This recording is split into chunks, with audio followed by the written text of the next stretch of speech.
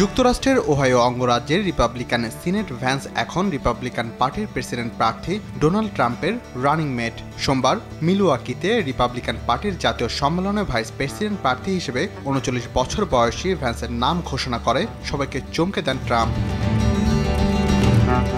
স্বামীর রাজনৈতিক জীবনের উন্নতিতে উল্লেখযোগ্য ভূমিকা রেখে যাচ্ছেন জেডি ভ্যান্সের স্ত্রী ভারতীয় বংশোদ্ভূত উষা চুলুকুরি ভ্যান্স। ভ্যান্সের সঙ্গে উষার প্রথম দেখা হয় ২০১৩ সালে ইয়েল ল স্কুলে। তারা দুজন খ্যাতনামা ওই ল স্কুলের শিক্ষার্থী ছিলেন। উষার মা বাবা ভারত থেকে অভিবাসী হয়ে যুক্তরাষ্ট্রে আসেন। ক্যালিফোর্নিয়া অঙ্গরাজ্যের সান দিয়েগোর শহরতলিতে জন্ম ও বেড়ে ওঠা উষা একসময় নিবন্ধিত ডেমোক্রেট ভোটার ছিলেন।